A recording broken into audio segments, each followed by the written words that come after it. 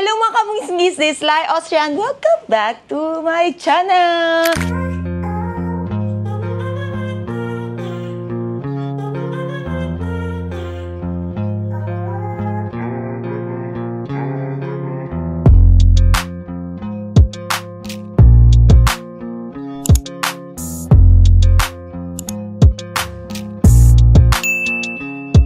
And for today's video, nung nakaraan kasi, actually hindi lang nakaraan, ang daming nagtatanong at daming nang humihingi ng tips sa akin kung sa pagpapaganda at basta ang daming humihingi ng tips. Ngayon, magbibigay tayo ng tips kung paano hindi iwan ng jowa or asawa. At syempre, tips para maganda din sa camera every time na mag-picture-picture at mag-video.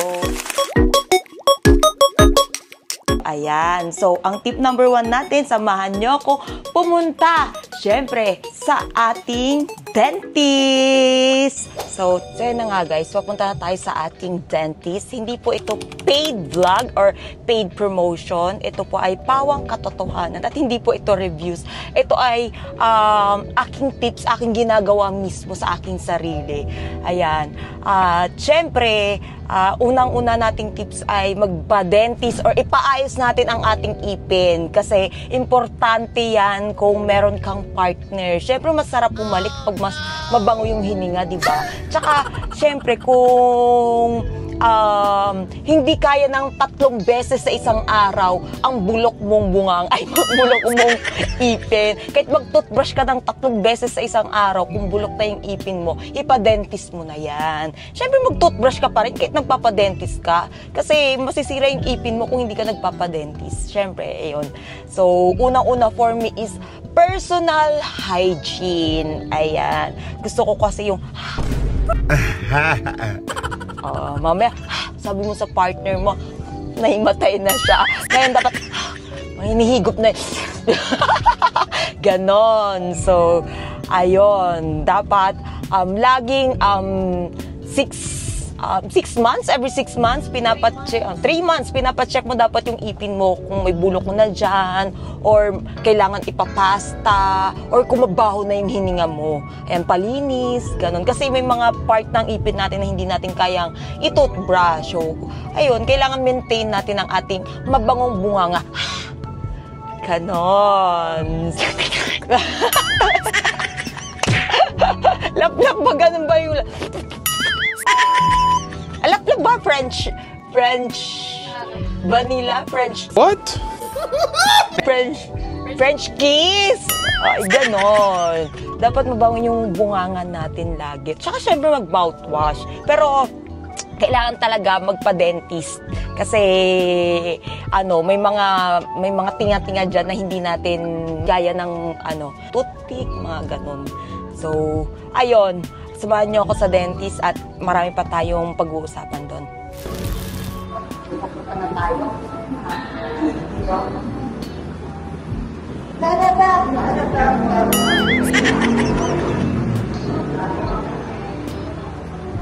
Jag-chip kasi yung ipin ko, guys.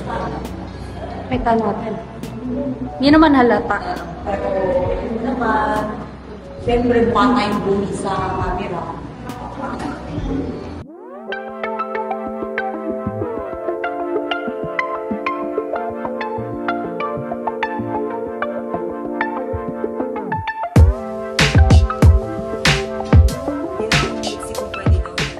So yun na nga guys, andito na tayo sa dentist at kasama natin syempre ang pinaka-favorite kong dentist, si Doc Reynalyn Munoz. Ayan, at nilalagyan niya na ako ng pamunas ng laway. Charing. Pamunas mo. Ulitin ko lang guys, hindi to paid promotion. Hindi to paid promotion. Nagbabayad po ako kay Doc. So, ang office ni Doc, kung gusto nyong pumunta dito at tanungin yung mga secret namin. Nandito kami sa Pasig. Saan ba to, Doc? Medical Plaza Ortigas. Oo, ilalagay na lang ni Nixie sa baba. Ayan. Tsaka yung Facebook ni Doc. Tapos, humingi na lang kayong discount. Ayun, ano nga ba gagawin mo sa akin ngayon, Dok? O, di syempre mag-aayos na naman tayo. Eh, di ba, sabi ko kasi sa kanila, Dok, para hindi sila iwan ng kanilang mga jowa, kailangan ay mabango yung kanilang mga bunganga. Bunga nga talaga. Bibig naman. Bibig. Siyempre, pag, di ba, hindi kaya ng toothbrush, yung kahit 3 times a day sila mag-toothbrush, hindi kaya ng mabaho pa rin bibig nila pag may sira yung ipin nila, di ba? Yes, definitely. So, kailangan fix natin. Oo.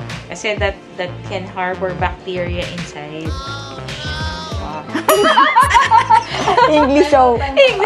English. Sabi ko, English.